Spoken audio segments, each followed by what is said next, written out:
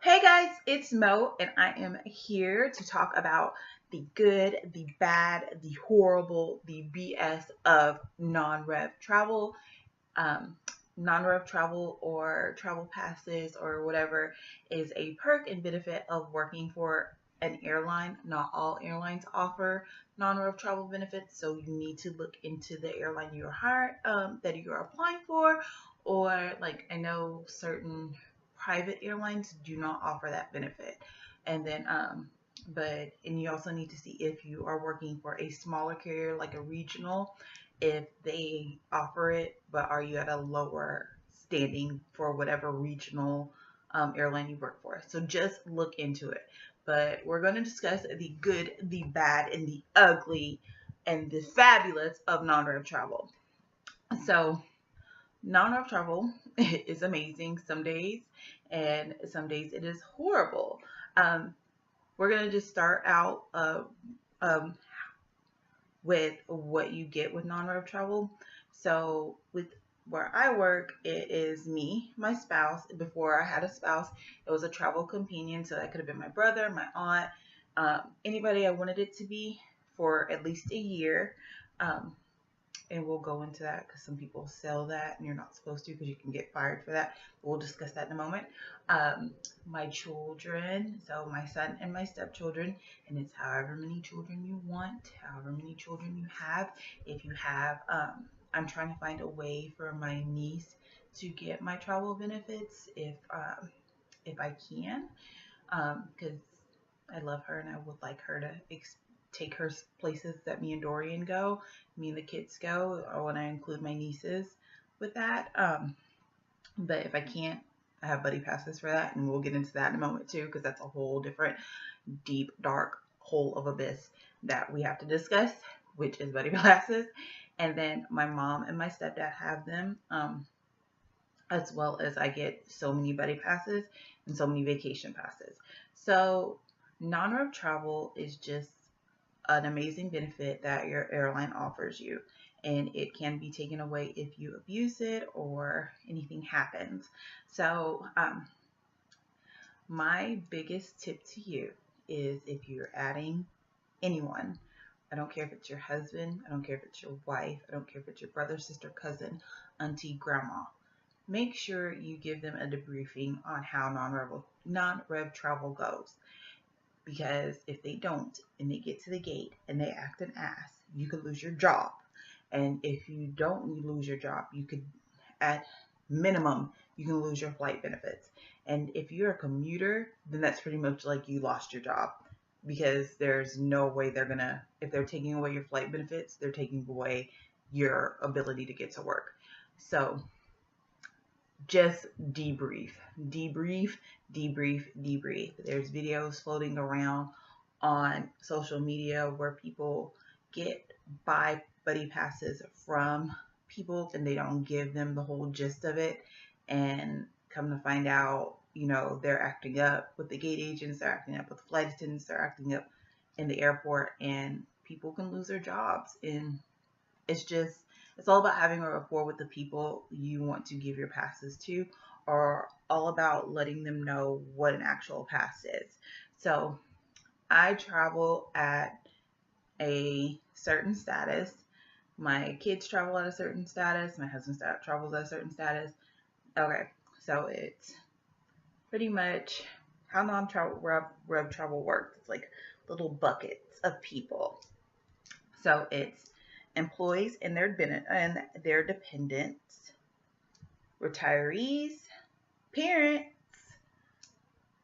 buddy passes, and then if you work for another airline and you're paying to non-rev on that airline. So when you non-rev, especially in the summer, have a backup plan, have a contingency plan. I commute from Fort Worth, Texas, all the way to Philadelphia, and I have a contingency plan for when I go to work. So I know that it is super busy. Summer is horrible. The weather has been horrible. Right now we're dealing with hurricanes. Luckily, I'm off this week, and then I have a little bit off next week. So hopefully it has died down by the time I go back to work. If not, then I have a contingency plan. I know I can go through Charlotte, Minnesota, Chicago, DC. Like, I know I can go through numerous places to get to work. So that is my biggest suggestion as a non-rev traveler whenever you're commuting. Know your little cities that you can go into that may not be full, okay, because half the time, you guys, I'm on the jump seat.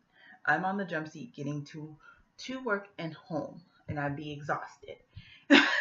So I'm on the jump seat majority of the time to get to and from work, especially in the summer, because summer is the busiest. That's when everyone is traveling. That's when everyone is vacationing. That's when everyone is just out and about enjoying their life.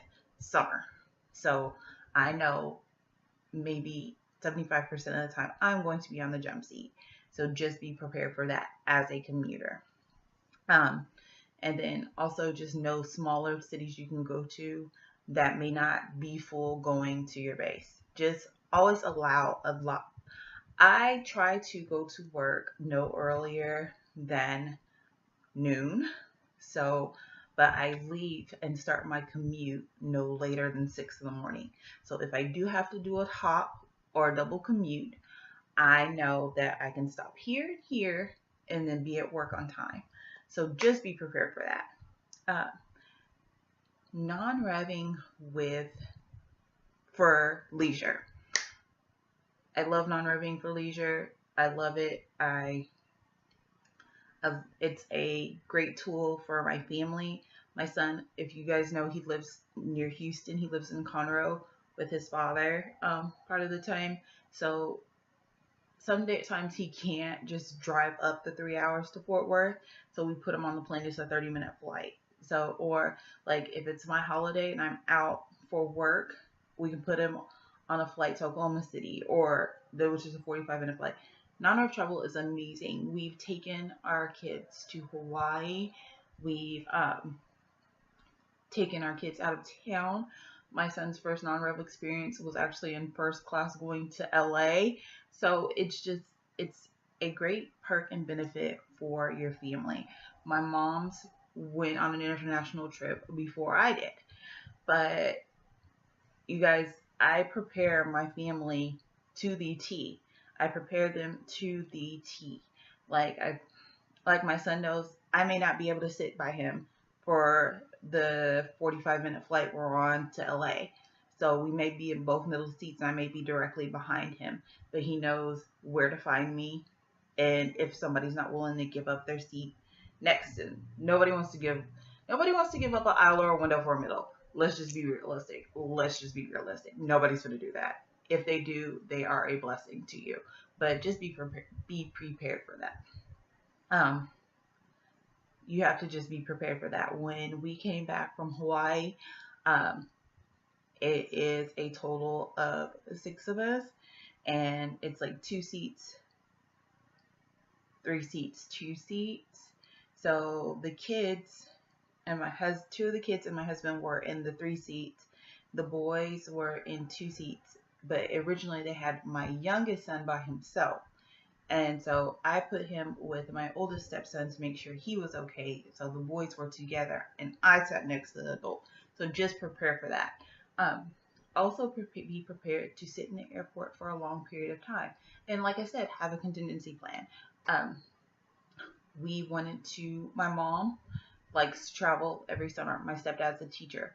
I told my mom not to book anything solid until she knows for sure that she's going to be on the flight. I've checked in flights with 50 open seats, 10 non-revs. I'm getting a seat. Nothing's going to matter. We're all getting on. We're all going to have fruit and cheese and everything. I've been through that. I've been through that situation. And then I get to the airport and it's oversold by 10. I've been through that. So always just have a contingency plan. Like, I know if we go see our friends in Kissimmee, we can go to Orlando or Tampa. So I just watch both of them to see which one has the best bet for me and my husband to get on. If I know it's just me and one other person traveling, I can take the jump seat to make sure whoever I'm traveling with gets on. So just have a contingency plan. That is my biggest recommendation, is just have a contingency plan. Let's see. The big one we are going to talk about buddy passes. Buddy passes are not always free. I know some airlines do free buddy passes. My airline does not do free buddy passes. Buddy passes come at a charge, but you are still considered a non-road traveler. You have to pay the taxes on the flight as well as a minimum charge. It could be anywhere from $40 to a couple of $100. And that's another thing. My parents have to pay a percentage to travel. The only people who do not pay a percentage to travel are me, my husband, and my kids. That's it. My parents pay a percentage. It may be like $25 a flight or $25 a leg. It depends on what it is or where they're going. I don't recall the logistics. When I first started, it was $25 a leg. Now it's just the cost of a percentage of the taxes. But where buddy passes, they can be more expensive than just booking a flight on Spirit. But my recommendation to you is to discuss with the people that you decide to give a buddy pass to. If they do have to pay a price for it, is let them know they are a non-rev traveler. This is a cost to be on a buddy pass. Let them know that they may not get on the first flight. They may not get on the second flight. They may not get on the third. They may spend a couple of days in the airport or at a hotel near the airport before they get out, especially in the summer, especially when weather gets bad, like blizzards in the winter and then summer when peak travel happens. That's when a lot of people travel, and that's when the worst time is to use buddy passes. Just let them know you may not get on, you may be sitting, you may be plopping from gate to gate, but also let them know, please just, if you don't get on, let me know so I can check. Make sure you're rolled over. Be polite. Let them know, hey, go to the gate and be like, hey, I'm da-da-da-da-da-da. I'm on the non-rev list. I'm just letting you know I'm here. And then walk away. And if they're boarding and you haven't heard your name, then wait around. But if it gets to a point where you're waiting and you see, you're not possibly going to get on, don't get offended. Don't expect to have a seat. Don't expect those things, because 9 times out of 10, they may not get to you. There may be a non-rev list of 30 people. And if you're a D3, you're going to be probably 20 through 30, because there's a lot of standby passengers who are ranked higher than you. So it's just, I'm tired of seeing people get on Facebook and do this, that, and the other, or post about how, they paid for their ticket. You paid a fraction of the cost.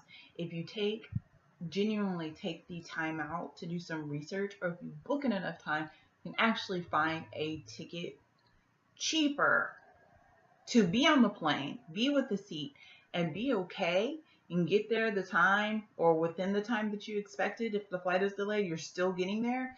Or if it's not, then you're getting your money back. Like, you still have these options before you go to a buddy pass. I tell everybody, a buddy pass should be your last and utter option. My aunt and my cousin went to San Diego. They got to San Diego good, but whenever they were trying to get home to Dallas, they were stuck, and they end up having to buy flights on Spirit and Southwest to get home. My aunt tried it again to go to Tampa for a cruise. She sat, and she did not get on. So since she waited till the last minute, she ended up having to pay more money to get out to Tampa to make sure she got to her cruise. So don't rely on a buddy pass if you genuinely need to be there. Like, that is the biggest misconception people have, is like, you're going to get there. No, you may get there.